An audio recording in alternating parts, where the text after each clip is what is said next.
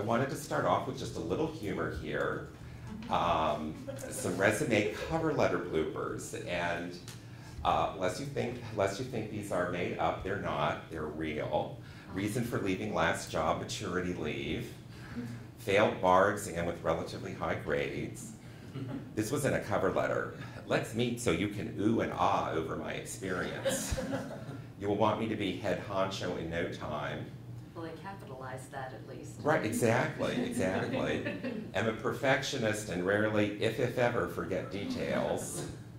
Marital status often, children various, and sounds like some of my family. Finished 8th in my class of 10. So there we go. Now I know you all would never do anything like this, but I just wanted to show you some real life bloopers there. One of the things that I did in my book, and some of the resumes you'll be seeing today, are actually real people. I didn't want to use composites or made up kind of resumes. I actually used real life people with their real life resumes to make it real life. So what we're going to do is examine some different types of resumes today, and then we're going to review step by step the process for writing a job-winning resume. And I'm hoping that I will feel successful today if you can take away at least one new idea. Now that may sound like a low threshold, but sometimes it's that one thing that can improve your resume writing or your interviewing skills that will put you over the top. I don't have to tell you how competitive the job market is these days. We just posted for a law librarian for our reading room, and we got dozens and dozens and dozens of applications, and lots of talented people. I mean, it was an embarrassment of riches. But all this is to say is that you want to present yourself in the very best light, and you want to have an edge over everyone else. So that's what I'm hoping. I'm hoping you'll discover something today, some tip or tool that'll really help you have that winning edge. So we're going to talk just a few minutes about some of the various styles of resumes and some of the choices that you'll be making as you apply for jobs.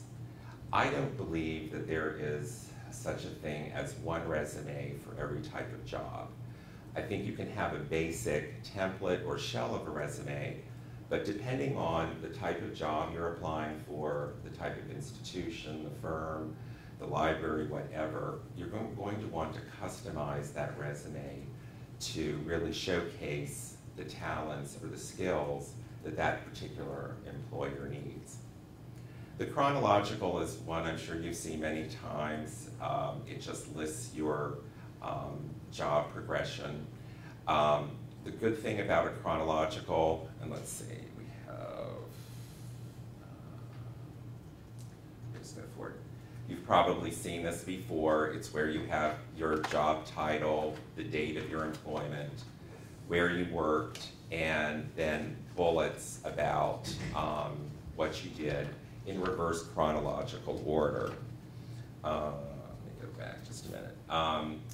The good thing about a chronological resume is that it's fairly easy to read and write. It focuses on job progression. If that's something that you want to highlight, this is a really good type of resume. Also, if you're working for an institution that has some attention-getting name, it will draw attention to that institution. Some of the cons, works not so well for people that have been in one position for an extended period. It can sometimes focus on employment gaps, and we'll talk about that more.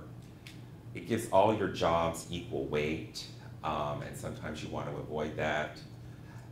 It doesn't always work well for career changers, and it can also accentuate vague job titles, some of which I've had in my career. One of my first jobs at the library, the official title of my job was Inquiry Recorder.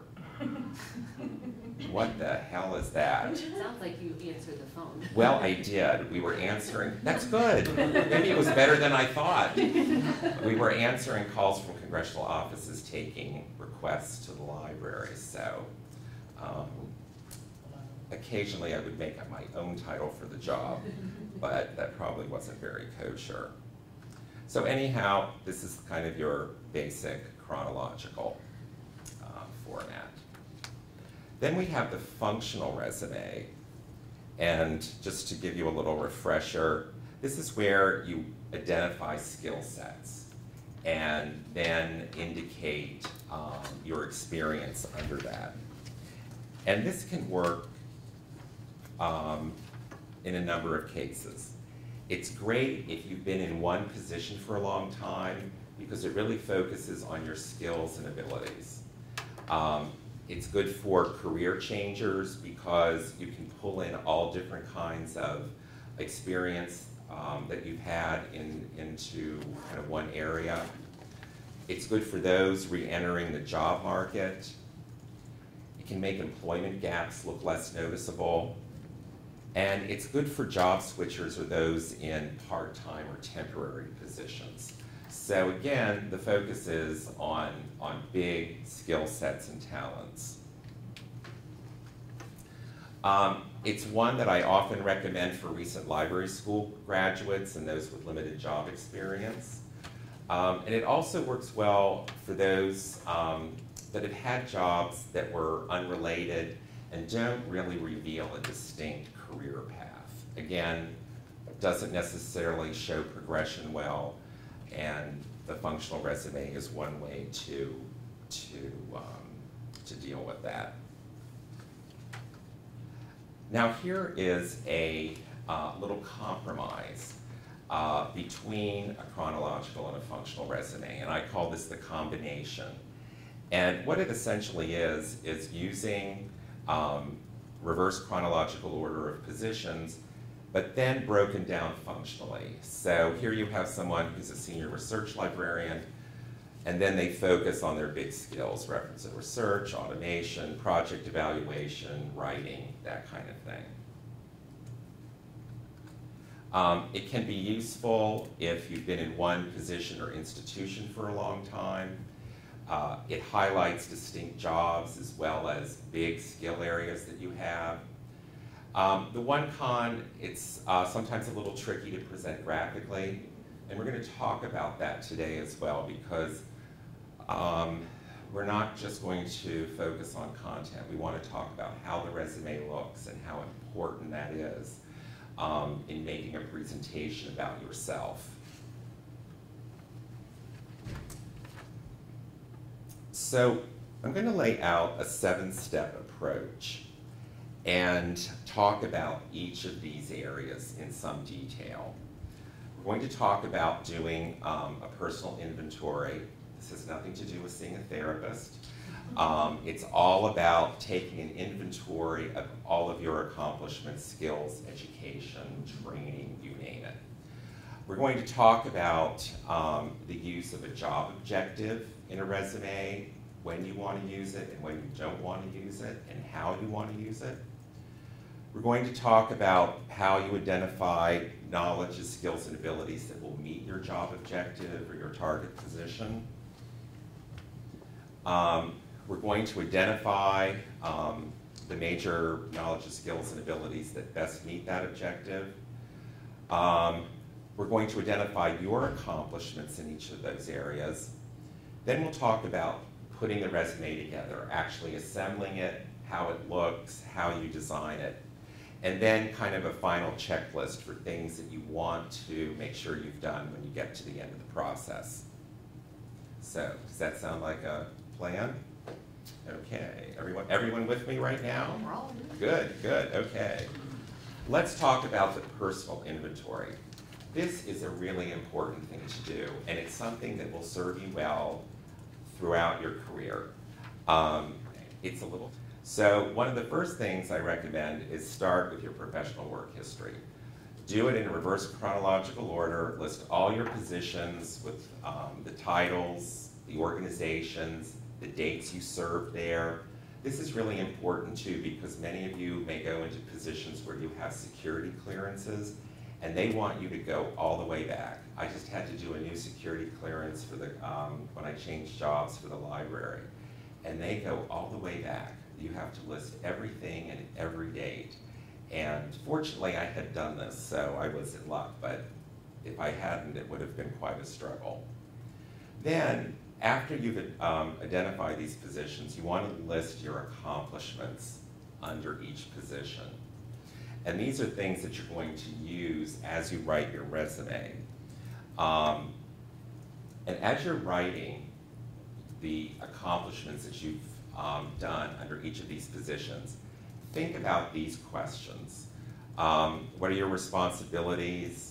If you've been a supervisor, how many employees have you supervised? Here's something I'm going to come back to again and again. Can you quantify your accomplishments? If you serve, one of the things that drives me crazy with resumes, I'll have people that'll list, well, I served on this committee, I served on the library space planning committee, and they'll have a date. Well, my response to that is, so what? I want to know what your role was anything accomplished on the committee? Was there any quantifiable result? I want to know what it was you actually accomplished. So think about that. Anytime you've been able to improve a process, how did it improve service in your library? Is there any way you can quantify it? Did you help the library save money? These are things that employers are really interested in looking at. Kind of what personal skills have you developed? What kinds of things in your position did you initiate or implement? What leadership skills have you developed? Did you get any awards? What kind of writing skills did you develop? Any public speaking? I'm always very interested in that. One of the things that I'll talk about as we go through is the writing skills. Any time you can demonstrate to the employer your writing skills, take advantage of it because it doesn't matter what kind of position you have.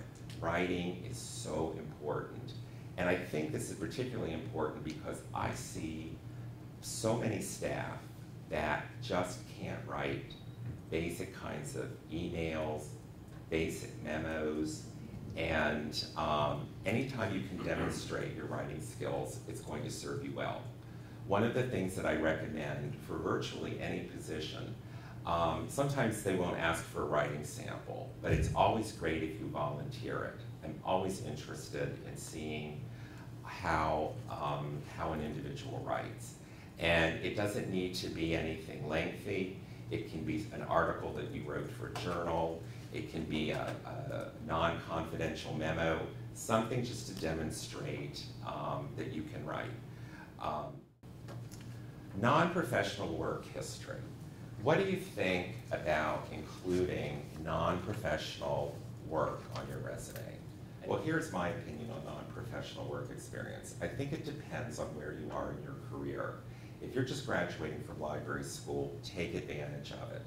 Any experience you have is grist for the mill.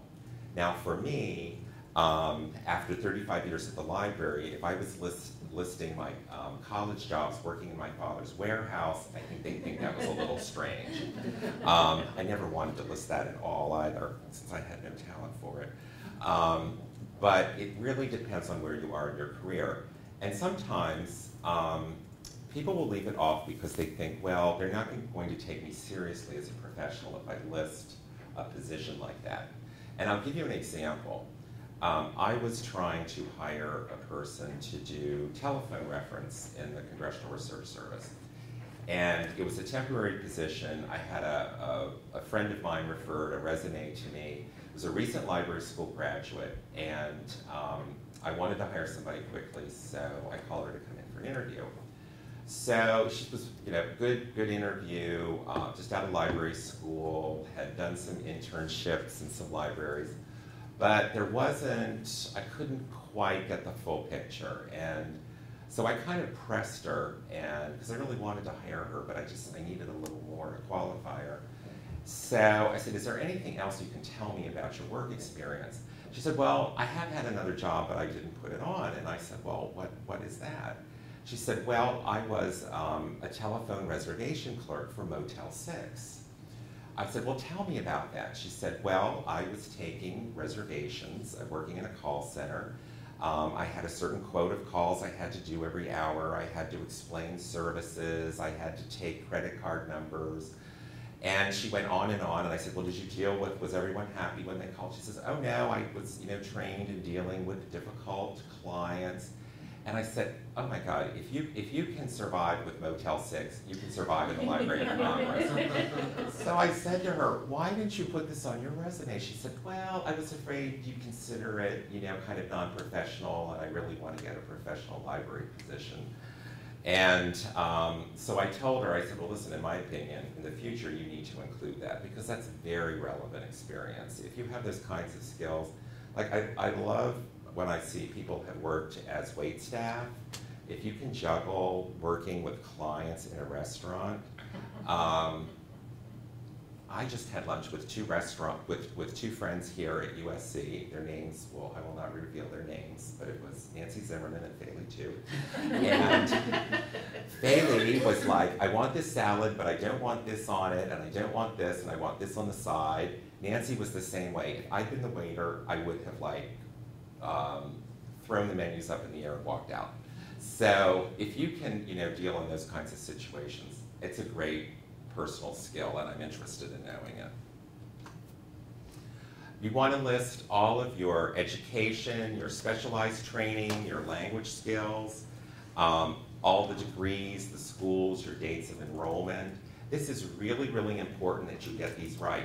A lot of organizations now do security checks or verify resumes, and they try to verify the dates. May not always be successful because, as you know, a lot of organizations will not reveal a lot of information, but one of the things they often do is they will confirm dates of employment.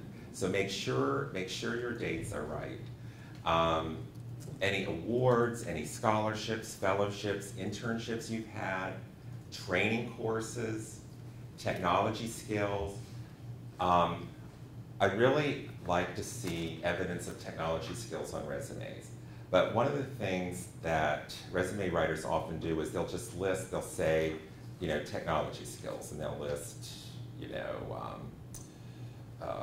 web design, blah, blah, blah, or, PowerPoint or Excel, but I don't have any sense of what their skill level is. So if it's something that you're doing routinely, if you're an expert, be sure and indicate that. It's really, really important. One course in Excel may not be what you're looking for.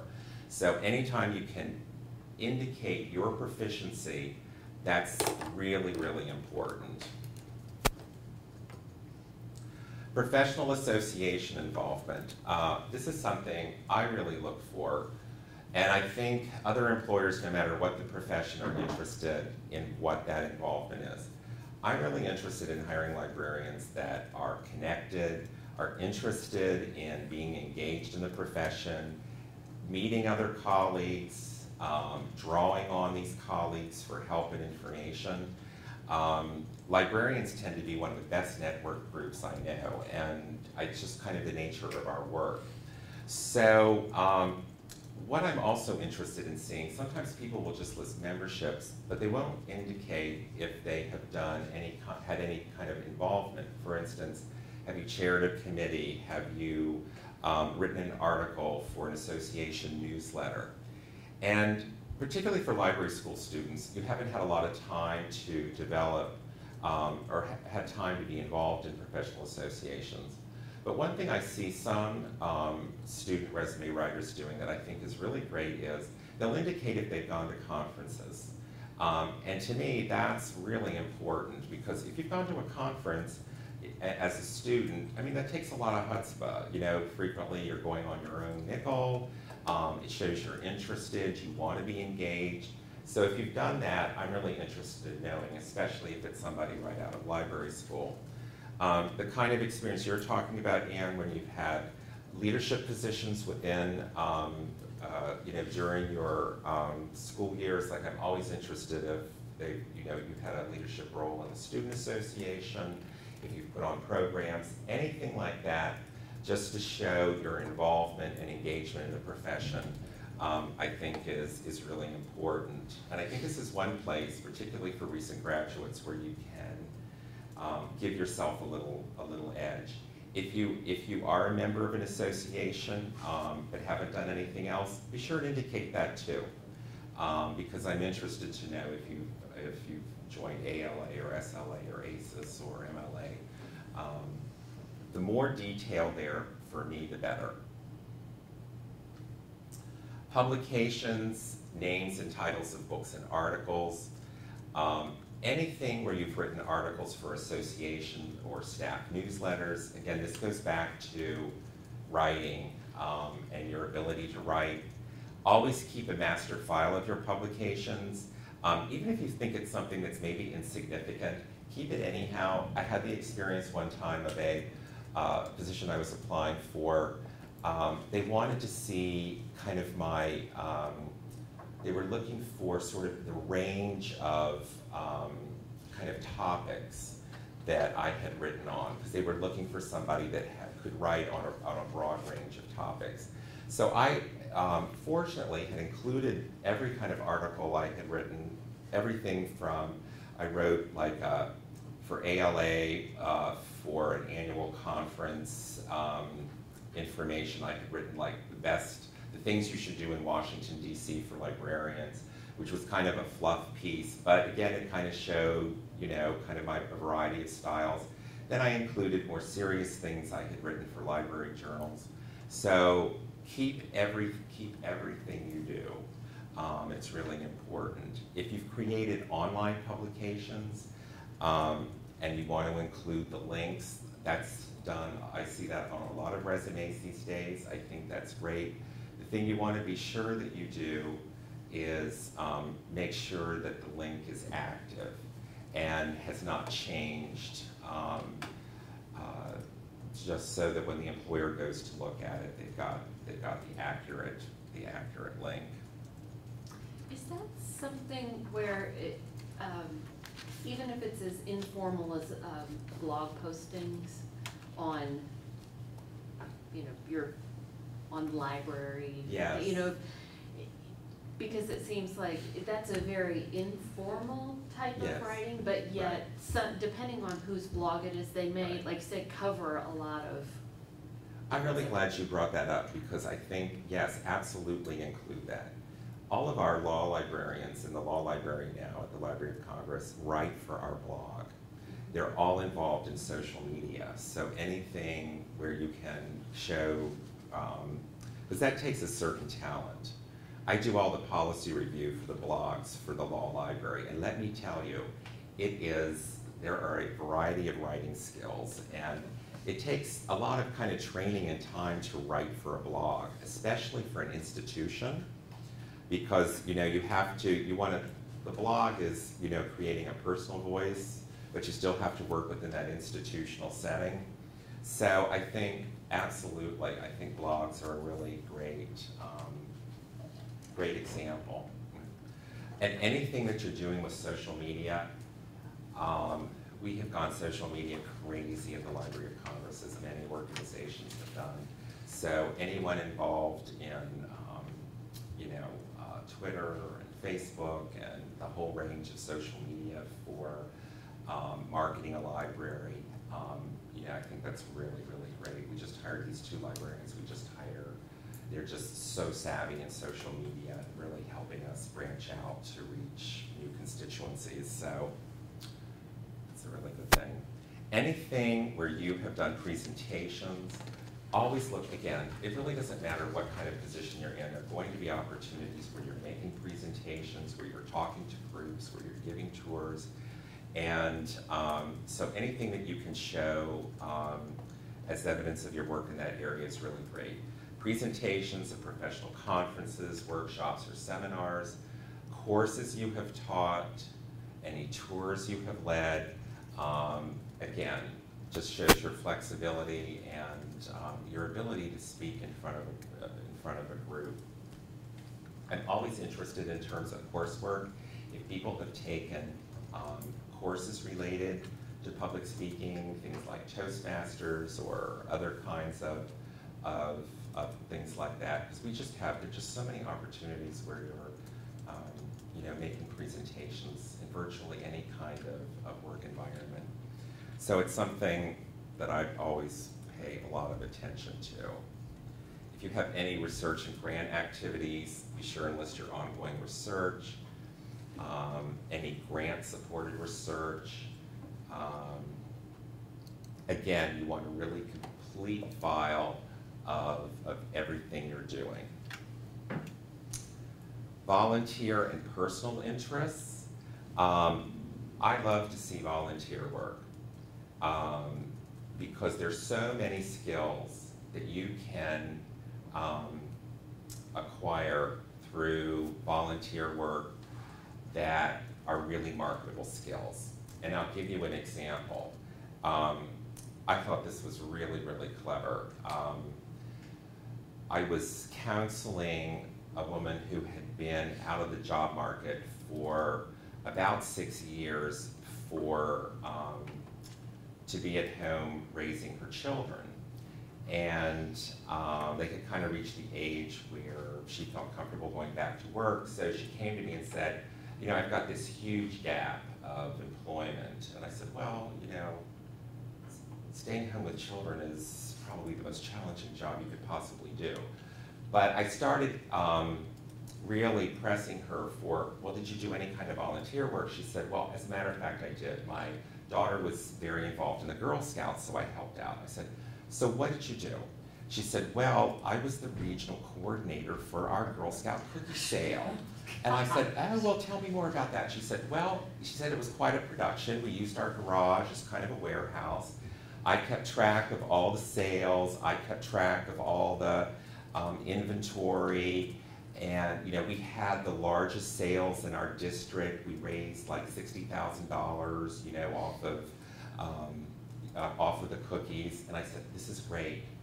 This needs to be a block in your resume, because these, if you can manage a Girl Scout cookie sale, those are definitely marketable skills. So she incorporated that, and it was something that really later, when she was applying for jobs, it got a lot of attention. Because it was a big job. It was like running a small business for a number of months. So anything that you can pull out of that. Now, I'll just give you one caution. I think you have to be very careful about listing your volunteer work in religious or politically focused organizations. Because unless you don't care about making those personal interests known, sometimes employers, although we'd like to think they're all very objective, might see something that would be very contrary to their own personal beliefs, and it would be perhaps not a conscious but an unconscious kind of reaction that might not be good. So some people have tried using just like nonprofit organization, something like that, to indicate the kind of organization that they've worked for. So I just kind of warn you just to be kind of sensitive to that. Personal interests. This can often work for you if you're careful. Sometimes people will have just a little heading, personal interests, and they'll list some things like sports they're interested in, or book group, or community activities. I always find that interesting. I'm always kind of interested in the whole person, kind of what their kind of their whole personality, their kind of whole life is like. Again, this is an area where you want to be kind of careful. I saw one resume where the applicant had listed sports, skydiving, bungee jumping, but all these like kind of daredevil sports. I thought, oh my God, this guy sounds like a high risk. So you want to be, really careful about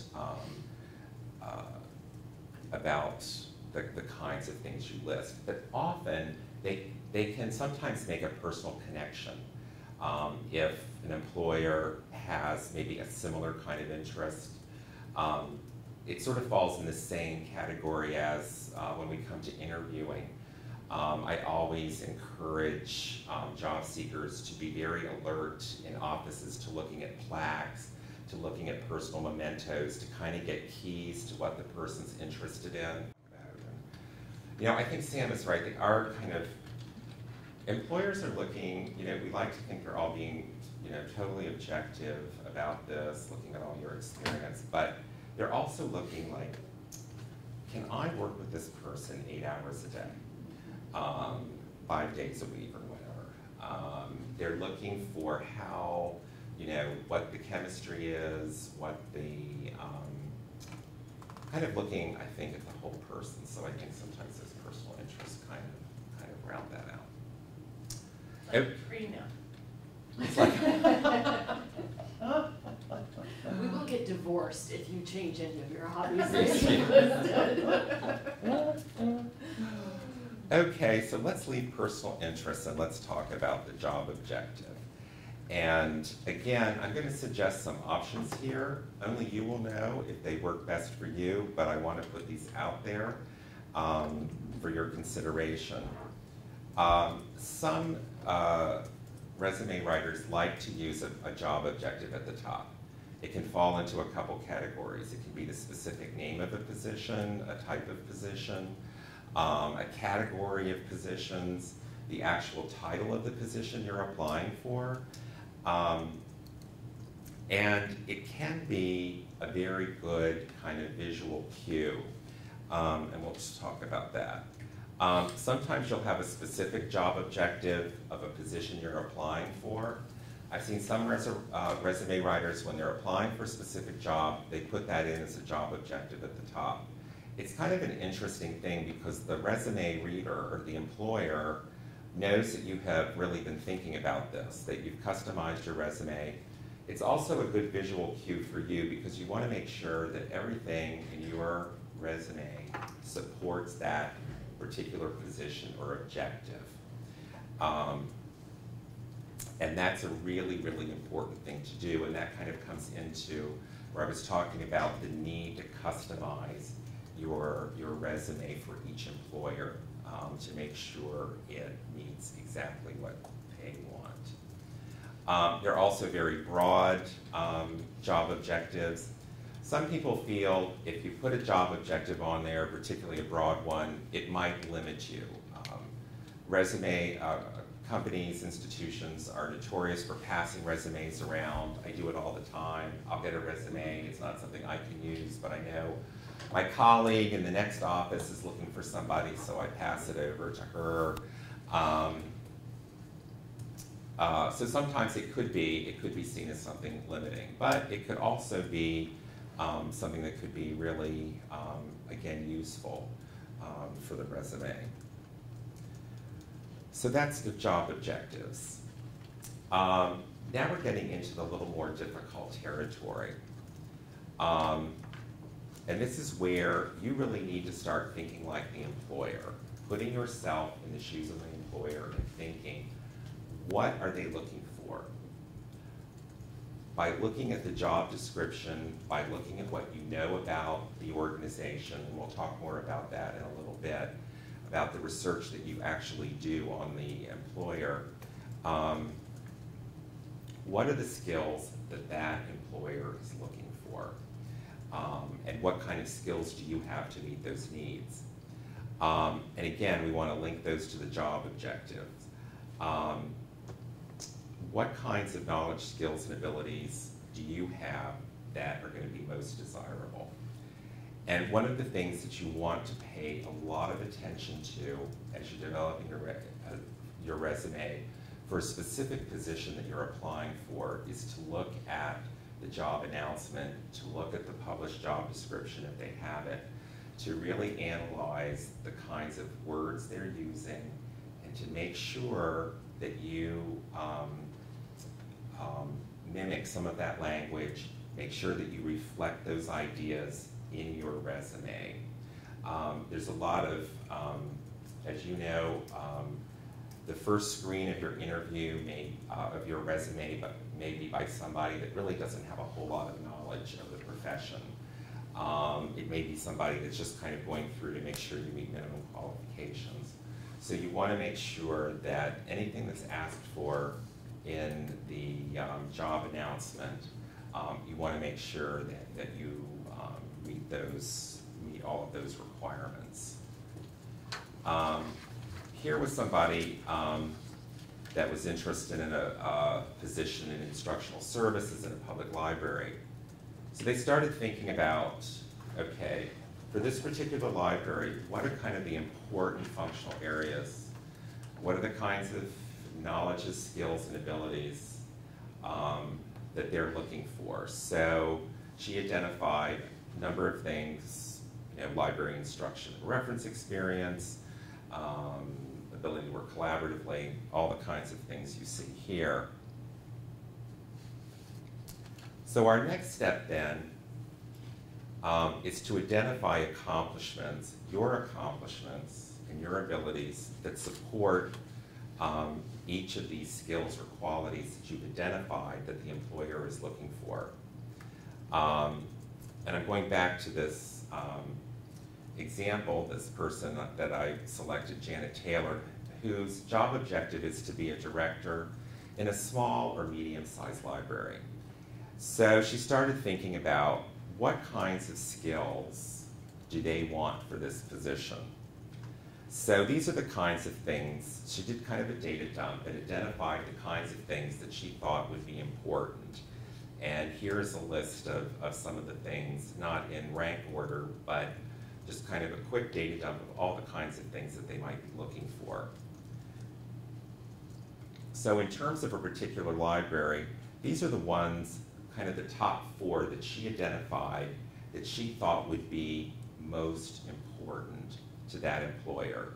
Supervisory administrative skills, community and government relations experience, technology planning skills, and fiscal management skills.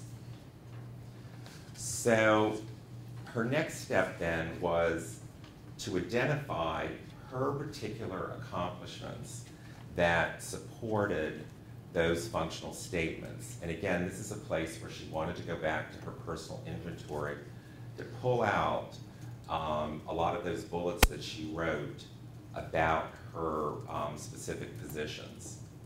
So in doing this, we want to create phrases that are very tight and short. We don't want to use the first person I. We want to use incomplete sentences to identify these. So they're things like planned and implemented the network, initiated after-school reading hour, coordinated acquisition proposals, wrote training manual, administered budget of over $2 million. And one of the things that we want to make sure that we do is use action verbs. I have a whole list of these in my book, but if you Google action verbs, you can come up with all kinds of lists.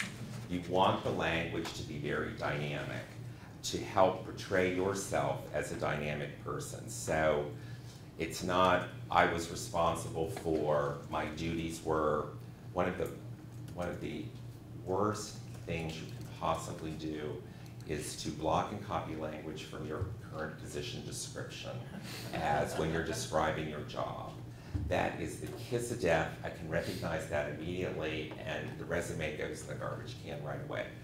You've got to use your own words. Describe your job in your own words, not an official personnel department human resource description of the job. So these are just some examples. You want to avoid terms like responsible for, in charge of, duties included, scope of responsibilities. These are just kind of passive, very much sounding like an official job description. Anywhere in your resume, but particularly when you're identifying your skills and accomplishments, avoid insider technology and acronyms. At the Library of Congress, we have a dictionary of acronyms. We have so many acronyms, and they just fly like you wouldn't believe. But to somebody that's not familiar with your organization or the kinds of activities you've been involved in, they're not going to mean a thing. And you've got to make sure you either spell them out or put them in context for the resume reader. So this is a real one. Here's somebody said they represented the library on the district steering team for the WPLWASB pilot project. Not a clue what that is. There was no context, nowhere was it spelled out. Established the IMC routines. I didn't know if that was a circus or computer programming. Again, represented the section on an interlibrary team. I want to know what you did on that team, what your role was, how you, who you were representing, what was accomplished. Again, anytime you can quantify your accomplishments, how many people did you supervise, how much money did you save, what size budget did you manage, how did circulation improve, how did productivity increase. Again, instead of saying something like, we changed procedures for checking in serials, use something like successfully streamlined procedures for serial check-in, which saved 8 hours of staff time. You saved time. You made things simpler. That's what the employer wants to know. What are your skills in doing those things? And what were the results? So here's what Janet Taylor did with her accomplishment statements. You remember she had identified supervisory and administrative skills as a very important functional skill set. So she identified from her inventory the kinds of things that she had accomplished, and this is just an example of what she identified. Again, for community and government relations, I'll just quickly go through these. So that's kind of complete step 5 in terms of identifying those accomplishments. We're going to turn now quickly to how the resume looks. What is your opinion on this? How long, how many pages do you think a resume should be? There are a lot of people that give advice on resumes say you must absolutely keep it to 1 page. And I don't agree with that at all. Because what I find happens is they start shrinking the type. And suddenly you have like 7-point type. Suddenly all the white space disappears from the margins, and it's running from the very top of the page to the very bottom of the page, and there's there are no margins. It's just a page full of print. When you have to do that, you know you need to go beyond 1 page. I think it's important, Anne, you make a really good point, that you want to create a resume that's easy to read, that can be reviewed quickly, but part of that is having a resume that has plenty of white space, plenty of rest space for the eye, something that you can scan through quickly. As you'll see, we're going to use bullets, which really help move through a resume. I think you were absolutely right that it depends on where you are in your career. A 35-year career is not going to work on 1 or 2 pages. My resume is about 5 pages now. So I think it depends more where you are in your career. I think maybe somebody just coming out of library school with not a lot of work experience, 2 pages is probably going to work best. But if you find yourself trying to reduce the margins, reduce the typeface, don't do that, because it's going to make for a resume that's very difficult to read. And when you get old and white-haired like me and are wearing transitional glasses, the small print is not working for me anymore. So I like something that's at least 11. If it's 12, I'm thrilled. One of the things, often you're asked to email your resume. So you have no control then over how it's printed out, and that's just inevitable. But when you do have control, you're going to an interview and you're going to bring your resume. You're in some other setting where you're giving somebody a hard copy of your resume. It's always wonderful to use really good quality paper, like 100% cotton rag paper, not textured paper, not colored paper, white or maybe cream. The only people that can get away with multicolored resumes are artists and designers. We want to keep it very, when it comes to the kind of paper you print it on, you want it to be very conservative. So white or cream are about as wild as I recommend that you get. But it makes a really nice impression. A resume on good quality paper makes a really good impression. It's a small thing, but sometimes the small things count. I want to talk about a final checklist. This is kind of long, but I'll go through it fairly quickly. Proofread, check and recheck your grammar. There are some employers, they see one typo, one error, they're totally turned off. Again, remember that the resume is your first work product that you're presenting to your employer, so it needs to be perfect. Is it neat? I had a resume recently that had like little grease stains on it. I thought the resume writer might have been having some chips while they were creating their resume, which I admire, but it didn't work because it made the resume look kind of icky. Have somebody else critique your resume. This is really, really important. Use peers, mentors, managers, the dean of your library school, someone in the area where you're of librarianship, which you were pursuing, somebody outside of your profession, whether it's journalism or librarianship, to see if they can understand who you are when they look at this resume. You will get incredible feedback. People will see things that I have shared my resume with people and they come back to me, well, you forgot, and I'll be like, boing, of course I did, or I don't understand these bullets at all. I don't really have any clue what you're doing here. So take advantage of other people to help improve your resume. And just like any other kind of writing, it's good to create a resume, put it aside, come back to it later, look at it with fresh eyes before you send it out. Have you described your position in your own words? Again, very, very important.